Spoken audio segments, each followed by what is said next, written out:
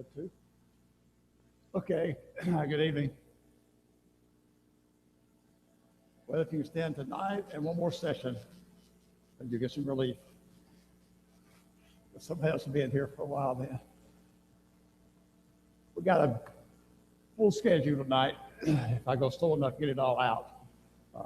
Real busy class with a very, very familiar story, but it is so full of things that we need to know and learn. So we'll go through it right quick, and you got comments, bring them up. Let's talk about it. We'll make some points as we go through here. Story of David and Bathsheba, one of the most prominent stories in the Bible, probably. We've led up to this point all the way back from when they said, "Give us a king," back in 1 Kings chapter 8. Through Saul, through David. He's at the pinnacle of his reign. We talked about that over and over. Things have gone better and better, and his relationship with God is great. Borders of his kingdom spread, treasures, riches. I mean, it's things that it's been building and building and building and building. Really, really going great for David. But tonight he loses focus just for a short time. And that one lost focus then starts his downhill plunge. And we won't get into it this quarter, but next quarter, as you go through the next part, it just continues, just a downhill spiral for David as he fights this. So let's move into 2 Samuel chapter 11. We'll start talking about it. A little background, introduction. Why is David a man after God's own heart?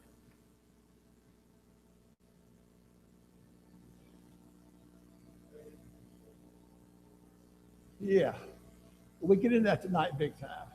We think, oh, well, David's a man after God's own heart because what he's done so far has been right in line with what God wanted.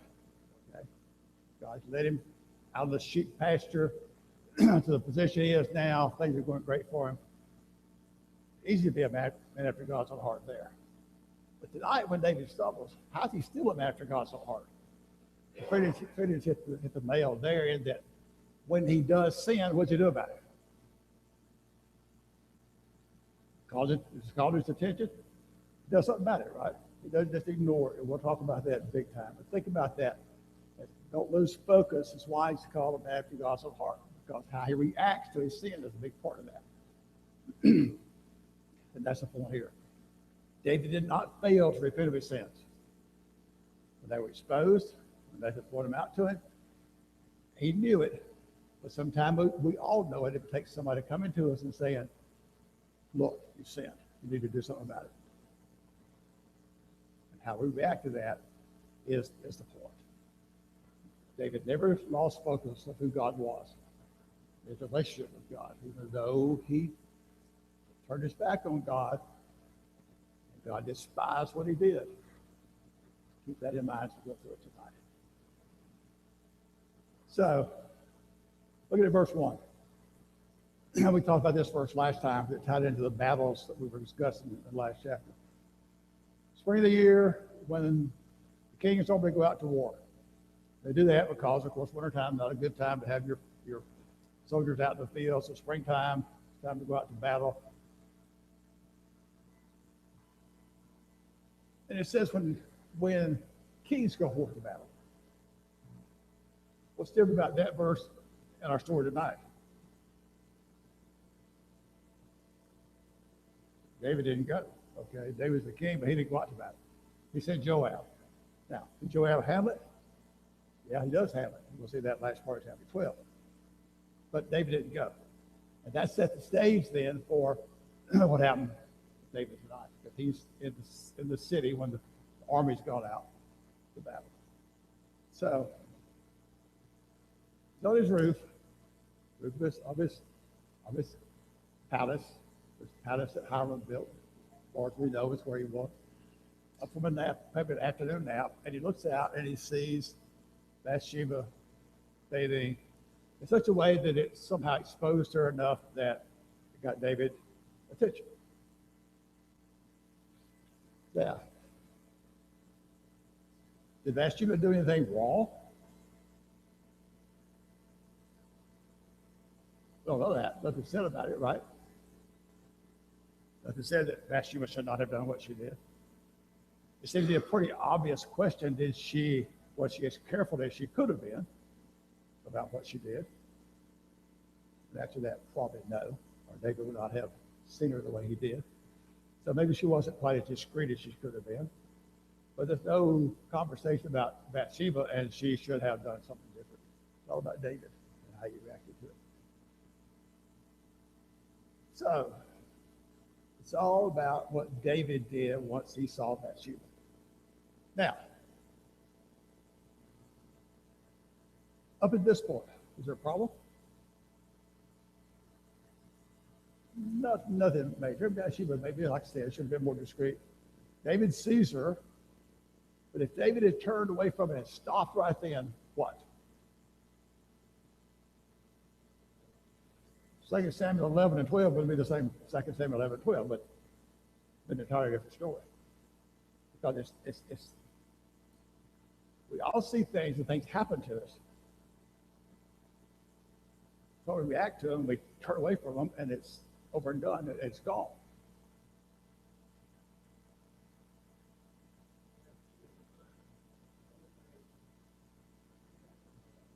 Yeah.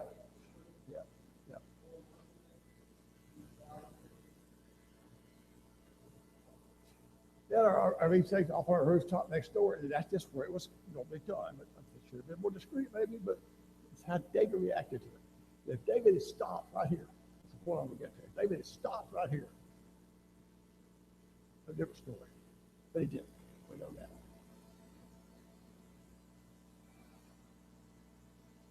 So much. I know a lot of you know the story. So much sorrow. So much pain for David could have been avoided if he had stopped right here. Because the rest of his life, we're going to see the consequences in a minute, we'll get to them. But the rest of his life is defined for this moment. His whole life, of here on, the rest of his life is defined by how he reacts this moment. Forgiven? Yes, we'll get to that. The consequences are big. Now, when we get to the parable of Nathan in a minute, let's remember this point. Did David have wives or concubines already? Yeah. How many? Don't know. Okay, enough? Obviously, because we went get to the minute in a minute where God said, David, if you want anything else, I'd have given you that too. I mean, you had all you wanted, but I could have given you more, David. So, the other point to keep in mind here, how old is David by now? Have I thought about that? Commentators say he's probably at least 50. Some say he's older than that. So he's not like a young, not knowing kid running around here, if you will, excuse me. Okay, 50 years old, probably at least at this point in his life.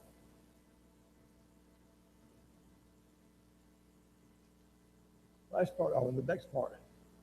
David sends to ask who she is. Is this not Bathsheba? Now, what's said about her?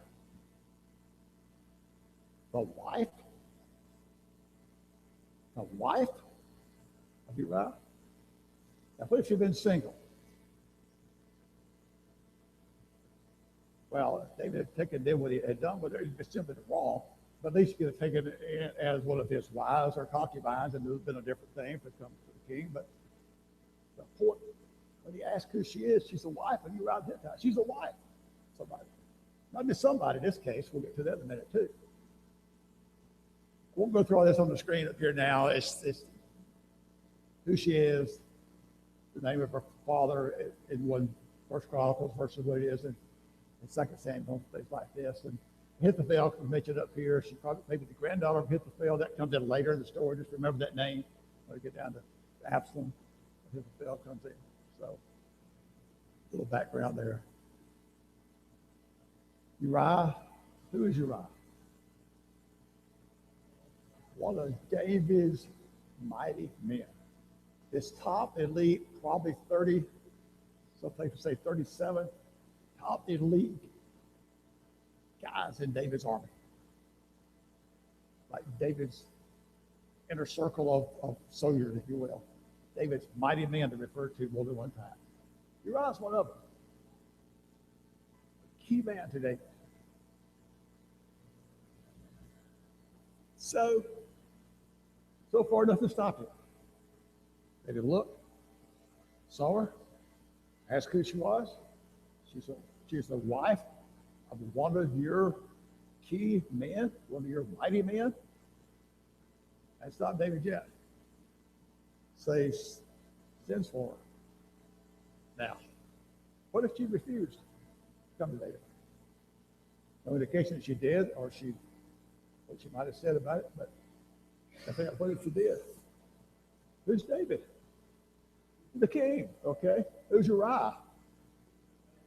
Right, that's right. And not only that, she's a wife of one of your inner circle guys type thing. I mean, are you going to refuse the king?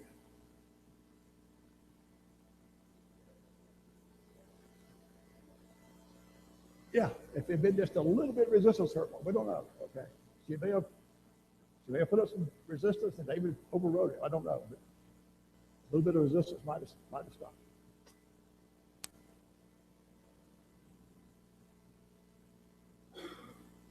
And then the sin. James 1. We all know this passage. We're tempted and we're drawn away by our desires and we're enticed. This David exactly. Tempted and we're drawn away and enticed. But that desire, think about it, swells up within us. And next thing you know, what we got? That little three-letter word that popped up. No, we didn't stop it. I say we, it applies to us. That's what I want you to see all through this thing tonight. It's not just David, folks. Okay? This is the lane we're talking about. Conceives, gives birth to sin. Sin is full grown. It brings forth death. Okay. And look what verse 16 says. Look what verse 16 says. Do not be deceived, my beloved brethren. James is talking to us. Don't be deceived.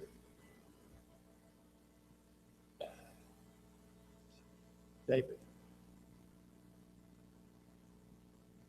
Not just any woman. David, this is the wife of one of your noble soldiers that you are insulting with what you're doing here.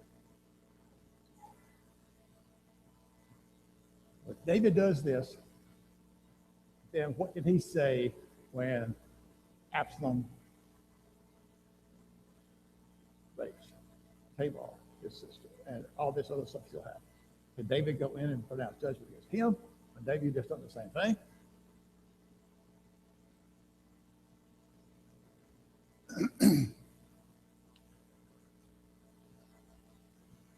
And the next news comes to David.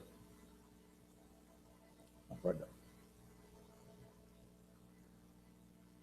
But you know what Leviticus 20:10 says about committing adultery? What's the punishment under the law of Moses? Death. Death for who? David? Both of them.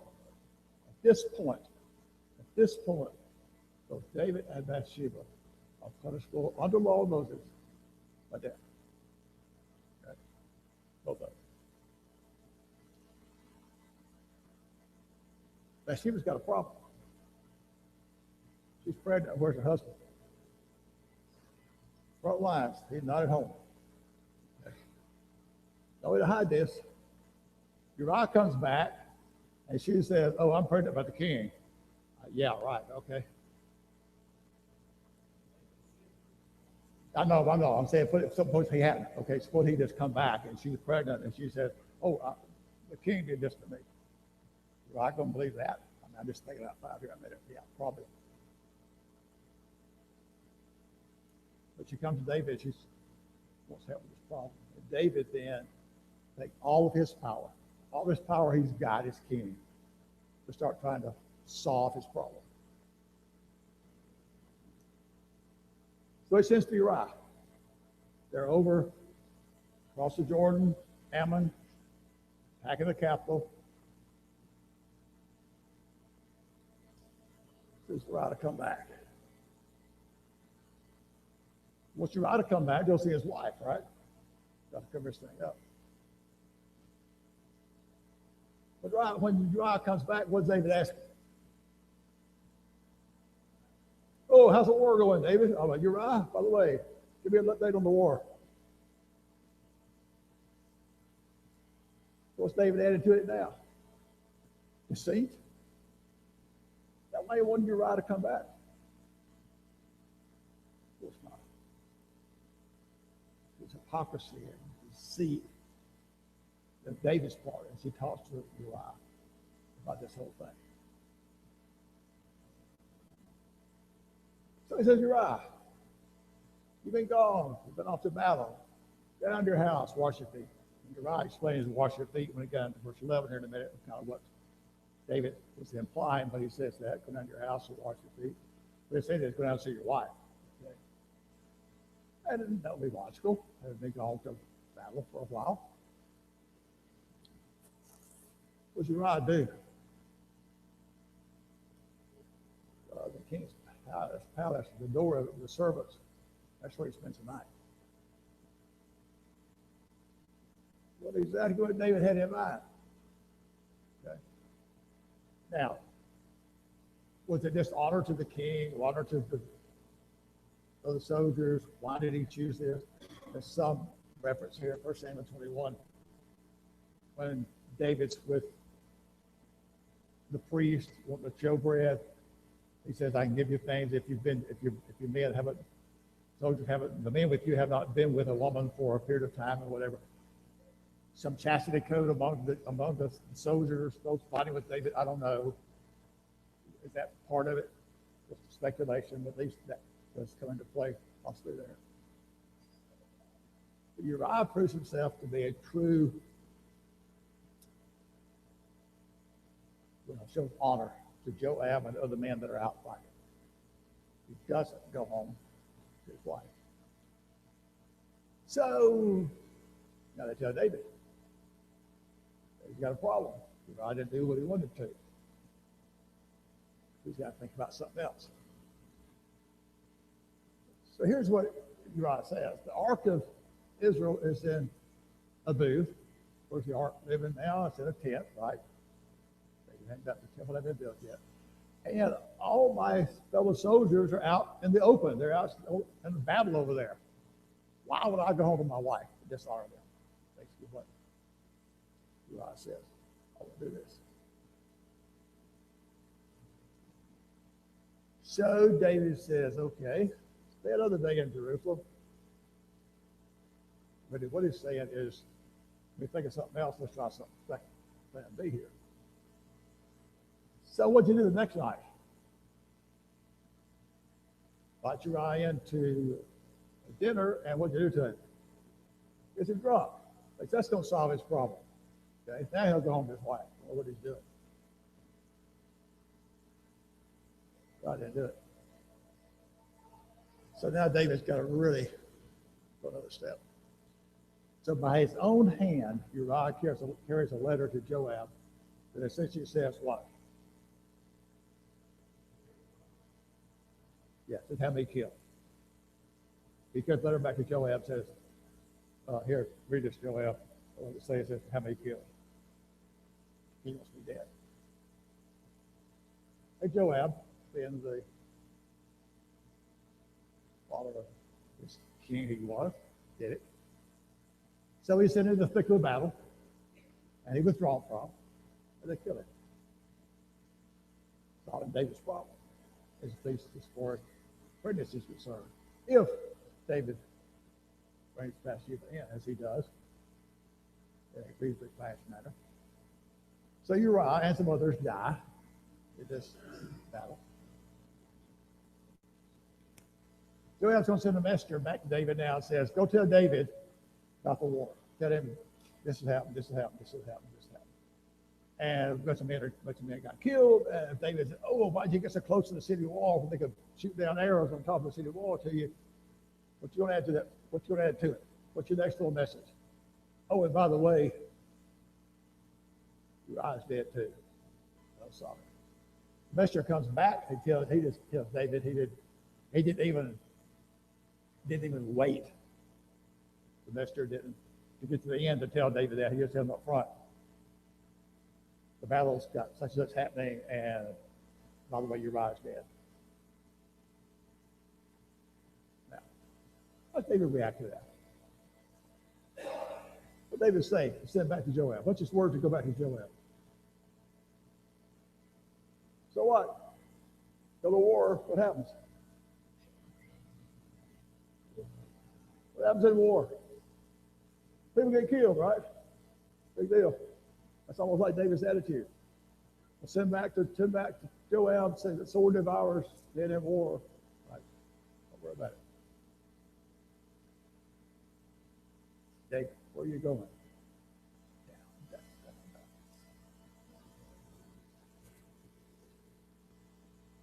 So Bathsheba learns of her husband's death. She mourns for a period of time. And she becomes David's wife. Now this has to be in some reasonable haste because the baby coming, right? Yeah, David's got all his problems solved. Did he have intention of marrying Bathsheba when he first took her in with him? No indication of that at all. It was his last resort when Uriah wouldn't solve his problem for him. Last resort, the way to solve his problem.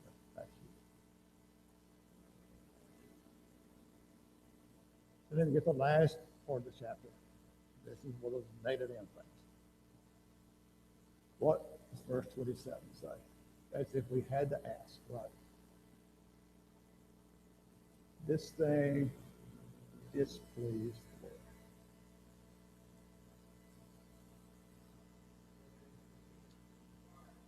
Oh, yeah. David's calm. Here's another key thing. All this is going on. What does God know about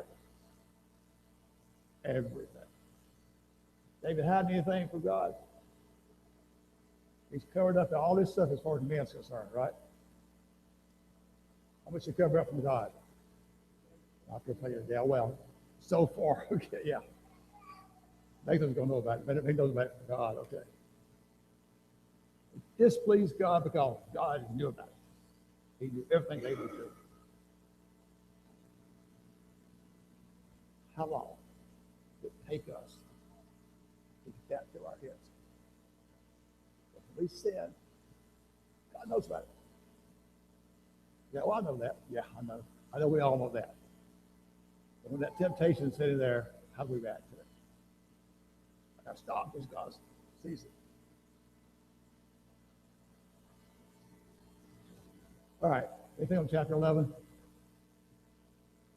25 minutes on that. Now we got 15 minutes to get David solved here. Okay. Yes, sir.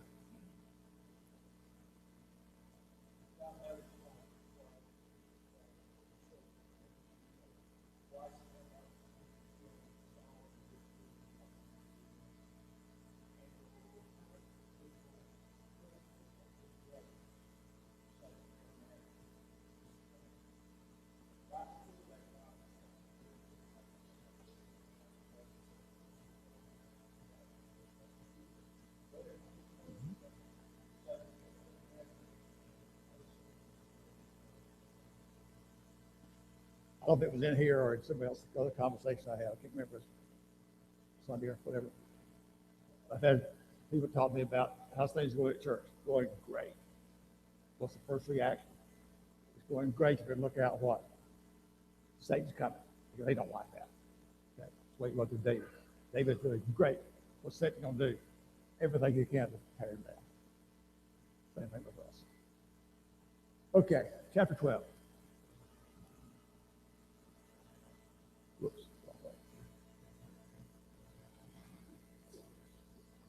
Sorry, wrong button. There we go. Okay, there's not many parables in the Old Testament. Okay, this is one of them. So Nathan comes to David Last time we have something that Nathan said to David, what was it? Yeah, that major thing in 2 Samuel chapter 7, right? About how great things are going to be forever with David's offspring, even through Christ and eternity. That's not Nathan's message this time. He comes to tell him of this parable. Here's the characters. The rich man, of course, is David. All the flocks and herds will be David's wives and his concubines. This one poor man is Uriah. There's one little ewe lamb, of course, being his wife Bathsheba.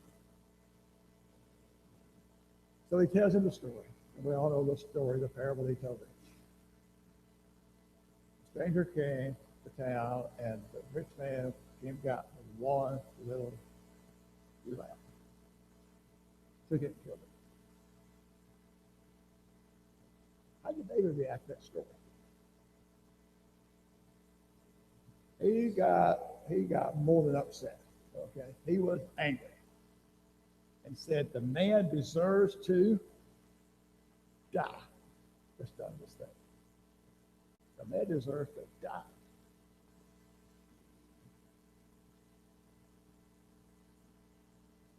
What could David not see? What could David not see? He couldn't see in the mirror, right? He could see what this man had done, but he couldn't see what he had done.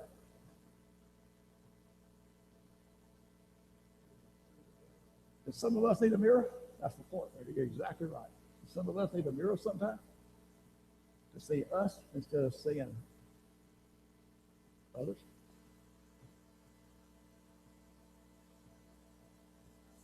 So he had no pity on it. Now, according to the law, Exodus 22, if you take a sheep that didn't belong to you, a lamb, the restitution was fourfold. Okay, you're four back in its place. But David, that's not the point. Okay, what's the point, David? What's the point you hadn't seen yet, David? So what does Nathan just come out and say? David, you missed the point of my parable. What have I got to do? I got to write down and tell you what it's. David, what? You're the man. David, it's you. The question comes up, I think about here, is how do we approach someone who is in sin, someone who's sinned against us? We walk up and blatantly saying, "Look what you're doing." Okay. Well, eventually, sometimes it takes that. But how did Nathan approach it to start with? Apparently, as easy and calm as he could, try to give him a chance to see his own sin, right?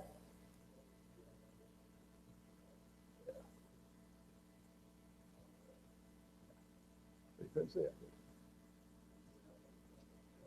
Right. Yeah. Oh, yeah, he made judgment. And thankfully, when Nathan pointed out, "David, you're the man," David didn't change his judgment. That's the key. Okay? That's the key to the whole thing. But David's, and the slide, it's the house of cards. His thing he's built up here in one breath. He's built out a stack of cards. David's whole world fell apart. He thinks he's got this thing handled.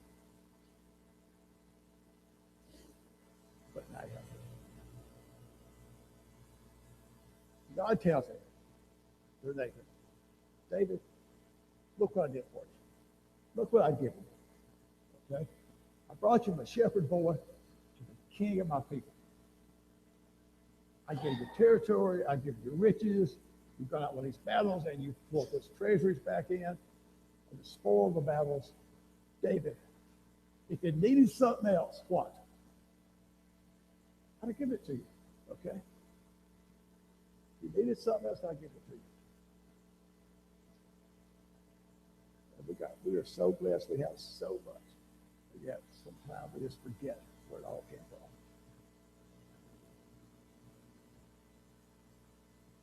David, even though I've been giving you whatever you needed, I'd give you so much. I'd give you more. You despise my word. despised the word, totally set aside what you knew was right, and did it.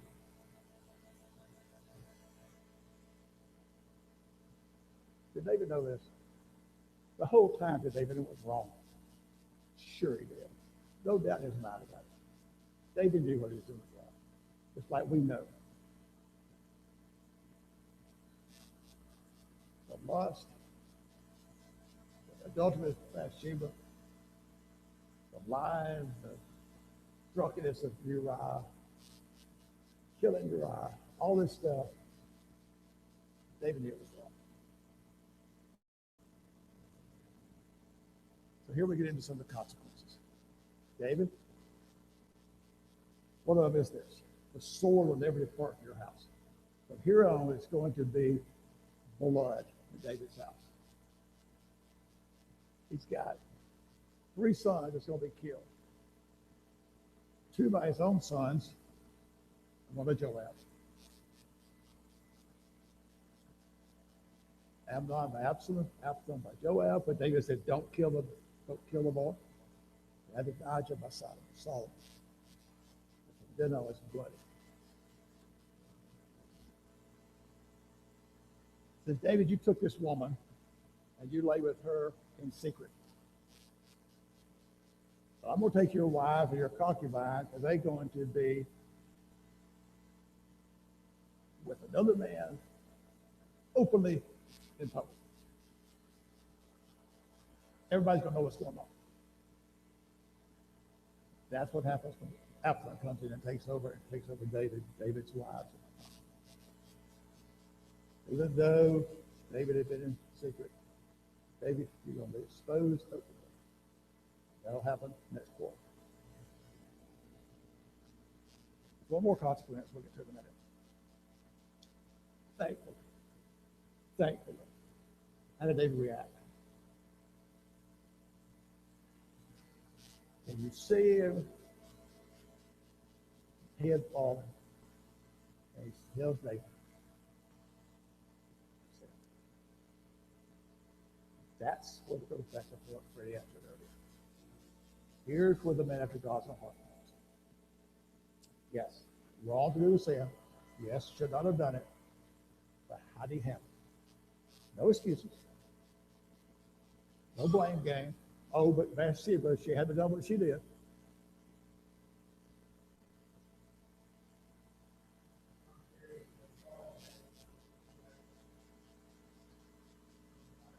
Oh, yeah. Saul had all kinds of excuses. It's 1 Samuel 13, when they didn't wait for Samuel to make the offering. I had to do it because I didn't think you were coming. The people were going to leave me. 1 Samuel 15, same thing with the Amalekites. No. Excuse after excuse, not David.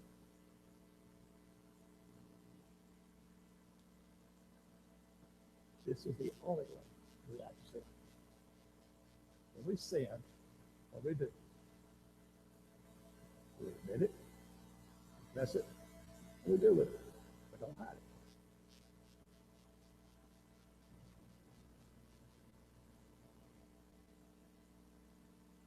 it. Nathan says, Lord, put your sin away. Even though you deserve death under the law of Moses, God's forgiven it. That consequence will be there. Here's the third one. We've already seen 2, the bloody house and the wives being laid with in open shame to David. Here's the third one. The child going to die. The third consequence. So even though forgiveness was there, consequences are going to be with David for the rest of his life. Just like we have to pay the price sometimes for what we do. Maybe I almost wonder sometimes if David could have said, God, just kill me. I don't know. I can't take all this. The child dying, all these things you're going to see it's going to happen. All my sons being killed, my own son. God, just kill me. Just take me. Don't know. Might be easier for David. So the child becomes sick. David prays for 7 days. He's without food, and he's on the ground, on the earth, praying for that child. Seeking forgiveness for that part may be spared.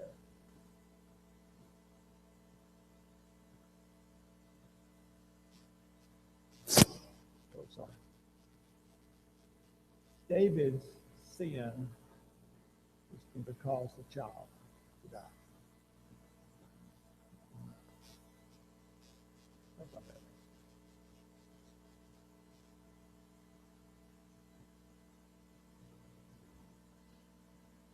So the seventh day, the child dies.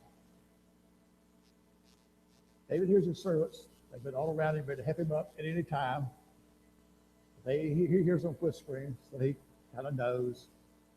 He asks, "Is the child dead?" And they say, "Yes, the child is dead." What David does next is this word interesting or incredible. David gets up, does three things: cleans himself up, then fasting for 7 days. What's he do next? He doesn't go get something to eat. What's first? What's most important? Goes to the house of the Lord. Got to straighten things out there first. And then he goes home.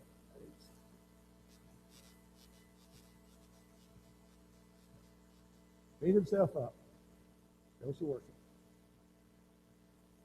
And he goes home and takes care of his physical needs. The servants start asking David, why? Why did you do it this way? Why did you fast on the earth for 7 days? The child was alive, and then the child dies, and you get up and react this way. David had hope. The Lord might hear his prayer. Spare the child. David knew it was God's decision. The child died, as God said he would. David got him moved on with his life. Got about 2 minutes. So I'll give you one application I think and we can talk about some more at the time of that then. What did David think about the destination of this child that died? There is some place it's going, number one, right? David knew where it was, I think. Well, what does David say next about his destination? That's what I'm. Now, what's David just done? He has multiple sins. David, where are you going, David? Where that child is. Where's that child? By every implication.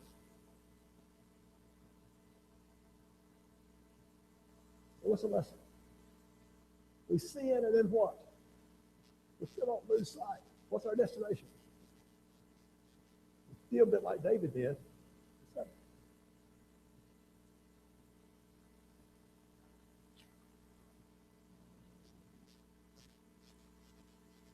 David goes in at that time, comforts his wife, but this her baby died also, right? And she conceives another son. This was his son. The Lord loves Solomon. He's going to be his king after David. David brings a message about Solomon. Gives another name from the Lord. Closes it out. Tragic part of David's life. You got the way David handled it. Such a lesson for us. That's the end of our narrative that we get at this point. Sunday morning we have 4 Psalms to look at. Please read those 2 or 3 times, if you will. Let's talk about those for Sunday morning. That's the bell. I hear it ringing yet. I can't tell. No comments, anything else? We'll line up. Great story. Everybody knows the story, but think about it. Put some depth to your thoughts. Think about it, what it means to us. Thank you.